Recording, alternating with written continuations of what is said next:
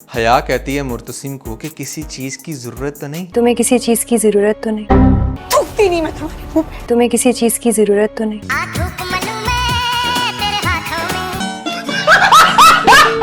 कोई डिसीजन ले मेरे भाई, क्योंकि मीरब ने तो सबको नचा के रखा है।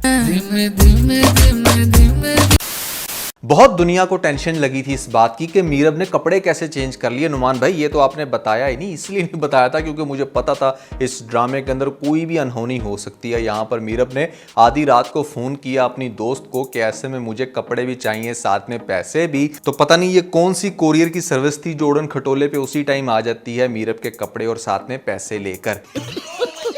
अब आराम आ गया, पता चल गया मीरब ने कपड़े कैसे चेंज किए। अब आपको आगे मैं बताऊंगा कि भैया यहाँ पर क्या मुर्तसिम हमारा हया के साथ शादी कर लेगा, क्योंकि अगर आप OST की इस लाइन को गौर से सुने कि ठुकरा के पूछ तुझसे क्यों ये सलूक मुझसे, तो भैया इस तरह वो बहुत अच्छे से ठुकरा सकता है कि मीरब को बहुत ज़्यादा ढूंढने के बाद वो फाइनली हया से शादी कर ले मीरब को तकलीफ देने के लिए। अब ये तो किसी किताब में नहीं लिखा। ऐसा हो सकता है या नहीं, इसी के ऊपर खोज लगाएंगे, साथ में डिस्कस करेंगे लेटेस्ट एपिसोड को भी।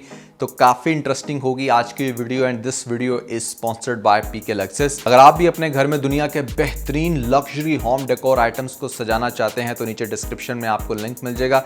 जल्दी से लिंक पे क्लिक करके या पिन कमेंट पे लिंक पे क्लिक करके अपने घर को बेहतरीन लग्जरी होम डेकोर आइटम से सजाएं। PK Luxus. We don't sell crap. Episode 50 को अगर मैं वन लाइनर में एक्सप्लेन करूं तो वो ये कि भैया मीरब ने फोन करके अपने कपड़े मंगवाए, खत्म, बाय बाय, टाटा। इसके अलावा सिर्फ आपको फ्लैशबैक्स देखने को मिलेंगे या वो चीजें जो आपने ऑलरेडी टीजर में देख ली थी। लेकिन एक इंटरेस्टिंग चीज यहां पर निकल के आ रही है कि जिस तरह से मीरब बहुत ही ज्यादा शायद अटैच्ड होने लग रही है हमारे इस रिक्शे वाले आसिम के साथ, इसको लेकर लोगों की बड़ी एक्सपेक्टेशन थी कि शायद ये जो कैरेक्टर होगा ना ये मतलब ड्रामे के अंदर आग लगा देगा। पहले तो मतलब आग तो इसने लगाई है लेकिन साथ में इसने करंट भी लगा दिया कि पहले तू था बस का कंडक्टर, उसके बाद अब तू लेटेस्ट एपिसोड में रिक्शे वाला बन गया। अब हु नोस के आने वाली एपिसोड में इसको CID का एजेंट दिखा दिया जाए, क्योंकि एनीथिंग इज पॉसिबल इन तेरे बिन ड्रामा। कुछ भी दिखाया जा सकता है जी। अब ये रिक्शे वाले मौसूफ फरमाते हैं, घर से निकली थी कुछ तो लेके निकलती। अरे भाई लेके तो आई थी, जिसकी चेन को बेच के तूने यहाँ पे रिक्शा लिया और अभी भी बेगैरतों की तरह तू उसको कह रहा है 2000 लगेंगे। थोड़ा सा तो लिहाज कर, उसने तुझे अपनी लाखों की चेन दे दी जिसके ऊपर हीरा भी लगा था। बहुत ही फजूल लिखा गया इस पॉइंट पर भी कि आपने मीरब के बाप को मार दिया। भैया एक ही तो ऐसा कैरेक्टर था कि मतलब जिसको बहुत ही ज्यादा प्यार था अपनी सो कॉल्ड बेटी के साथ, तो एटलीस्ट वकार अंकल के मीरब को देखने से पहले मरना नहीं चाहिए था। वो बेचारा इतना बड़ा सदमा लेके इस दुनिया से चला गया। हाय हाय हाय हाय। वो अलग बात है कि मीरब ने इस ड्रामे में सबको ही सदमा दिया है सिवाय मुर्तसिम के, क्योंकि मुर्तसिम अभी भी मीरब को देख के ये कहता है बहुत खूबसूरत हो, बहुत प्यारी है।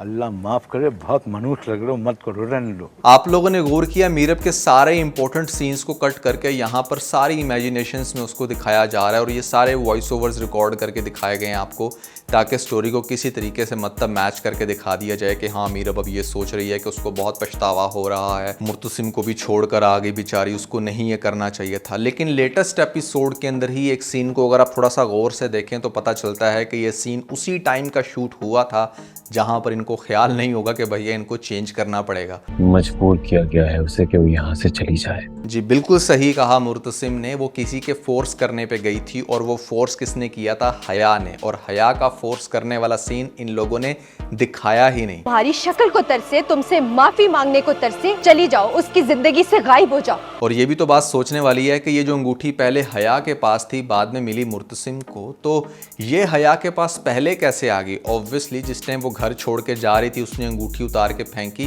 ये सारे सीन आपको नहीं दिखाए गए सिर्फ इस वजह से क्योंकि ड्रामे को अच्छा खासा मैनिपुलेट किया गया है। मैं इस चीज को बिल्कुल भी इंसल्टिंग वे में नहीं बल्कि इंफॉर्मेटिव वे में बता रहा हूँ आपको, ताकि पता चल सके जो आप लोगों को इतनी स्ट्रेंज फीलिंग आ रही है इस ड्रामे से वो क्यों आ रही है। और प्रोडक्शन टीम को ये सजेशन रहेगी मेरी कि ऐसे में कुछ ऐसी मॉडिफिकेशंस होनी चाहिए फर्दर एपिसोड्स ऐड करके कि आप लोगों का अब एंड जस्टिफाई हो सके, जो कि फिलहाल मुझे किसी भी सूरत में जो ऑडियंस चाहती है, मतलब इतना सब कुछ होने के बावजूद भी मैंने ये फील किया है कि जो 20 साल से कम उम्र के बच्चे हैं वो चाहते हैं कि मतलब बस किसी भी तरह से मीरसम का कपल जो है ना वो इंटैक्ट रहे, जबकि जितनी भी मैच्योर ऑडियंस है वो ये समझती है कि मीरब का थप्पड़ मारना मुर्तसिम को और ख़ास तौर पे उसके मुंह पे थूक फेंकना किसी भी तरह से अब जस्टिफाई नहीं करता कि ये दोबारा एक दूसरे के साथ हैप्पी हैप्पी रहें, इनको रिवेंज में ही लेकर जाना चाहिए। अगर आप मेरे से पूछो मेरी सजेशन क्या है, तो मैं ये कहूँगा कि हाँ, मीरब को मुर्तसिम के साथ इकट्ठे होना चाहिए लास्ट एपिसोड में। इसका मतलब ये नहीं कि मैं को 20 साल से छोटा हूँ, लेकिन उसकी कुछ कंडीशन है।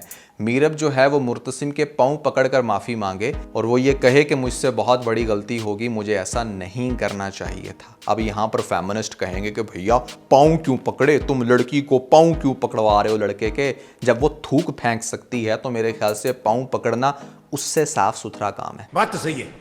या इसके अलावा कुछ ऐसा दिखाया जाए कि जहां पर मीरब को उसकी गलतियों का एहसास हो, क्योंकि एज ऑफ नाउ आप देख सकते हैं कि मुर्तसिम ने हर तरह की कुर्बानी दी और इतना सब कुछ होने के बावजूद भी वो भी मीरब के पीछे पीछे भागा फिर रहा है। एक मीरब ही है जिसने अपने आप को छुपा कर रख लिया है कैसे कमरे में, और फिर भी एक्सपेक्टेशन लगा के बैठी है कि मुर्तसिम मुझे किसी तरह से ढूंढ ले। अरे भैया, ना तेरे पास फ़ोन है, ना उसके पास कोई एड्रेस, अब वो इतनी बड़ी 24 करोड़ की आबादी के अंदर तुझे कहाँ ढूंढे। हया कहती है मुर्तसिम को कि किसी चीज़ की ज़रूरत तो नहीं, तुम्हें किसी चीज की जरूरत तो नहीं, थूकती नहीं मैं तुम्हारी। तुम्हें किसी चीज की जरूरत तो नहीं।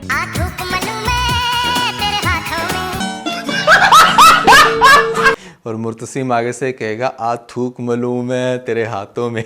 वो थूक जो उसको मिली है बेसिकली मीरब की तरफ से। अरे भैया, छोड़ भी दे इसकी जान, अपने सारे मकासद में तू कामयाब तो हो गई है। और मुझे समझ इस बात की नहीं आती कि कैसे मुर्तसिम अभी भी ये सोच रहा है कि अगर इस सब में तुम्हारा कोई भी अमल दखल हुआ तो भाई तुम ये बात कैसे कर सकते हो, जबकि लास्ट सबसे बड़ा जो कॉन्फ्लिक्ट पैदा हुआ तुम्हारा मीरब के साथ वो इस बेहया मैडम की वजह से ही तो हुआ, जिस तरह से इसने तुम्हें पीछे से आके हक कर लिया था। तुम कैसे भूल सकते हो? मतलब तुम्हारा तो काम है कि इसके आगे अपनी माँ बेगम को भी लाओ, अपने वकार चचा को भी लाओ और सबको बताओ असलियत इसकी कि इसने तुम्हारे साथ क्या किया। लेकिन तुम तो मतलब चुप करके बैठे हो। एक तो चलो तुम चुप करके बैठे, मान लो उसकी इज्जत में ही, फिर तुम ये कैसे सोच रहे हो कि तुम्हारा कोई अमल दखल हुआ या ना हुआ? सारा अमल दखल ही इस मनहूस मारी का है, इसको धक्के मार के घर से बाहर निकाल। अब नेक्स्ट एपिसोड में हमारा ये रक्षे वाला चाचा कहेगा, तो क्या तुम वाकई वो उन लड़कियों जैसी नहीं हो जो होटल में पकड़ी गई थी? नहीं तो पहले मैं क्या फारसी में बोल रही थी? पहले भी तो तुझे उसने यही कहा कि हाँ भैया मैं उन लड़कियों जैसी नहीं हूँ, मैं तो उनसे भी बदतर हूँ।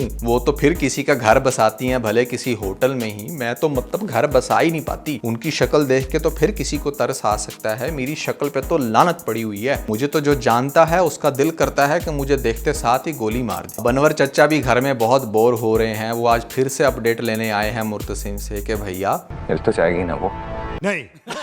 कल जी आ जाएगी, टेंशन ना लो। लेकिन माँ बेगम ने नई साइंस चला दी है। माँ बेगम ने पूछा यहाँ पर मुर्तसिम से कि वो आखिर किधर होगी, तुम्हें क्या लगता है? आगे से मुर्तसिम ने कहा होगा कि मुझे लगता है कि वो रोहेल के पास है। तो रोहेल के बारे में जब माँ बेगम को पता चलेगा तो वो आगे से कह सकती है कि उसको मार दो। तो शायद इस बात का रिप्लाई दे रहे हैं हमारे मुर्तसिम कि मैं गैरत के नाम पे किसी का कत्ल नहीं कर सकता। अच्छी बात है, गैरत के नाम पे किसी का कत्ल नहीं किया जा सकता, लेकिन खुदा के वास्ते हमारी आंखों का कत्ल मत करो, किसी तरफ आओ, कोई डिसीजन ले मेरे भाई, क्योंकि मीरब ने तो सबको नचा के रखा है।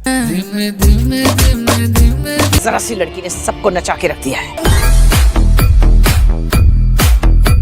पिछली एपिसोड में तो बड़े टैके से तूने कहा था कि मैंने अपनी मोहब्बत को कुर्बान कर दी, बस अब अपने बाप की पगड़ी संभालूंगा। तो छोड़ ना, खाता क्लियर कर उसका। तो खैर भैया, ये है सीन लेटेस्ट एपिसोड का। बहरहाल प्रोबेबिलिटी अभी भी इस बात की है कि ये किसी तरह से ड्रामे को इस तरह कंक्लूड करना चाह रहे हैं कि जहां पर मीरब और मुर्तसिम को इकट्ठा किया जाए। लेकिन इन लोगों से इतना वर्स ड्रामा ये लिखा गया है लास्ट से कि शायद अब इनके खुद के लिए भी बहुत मुश्किल हो रहा हो।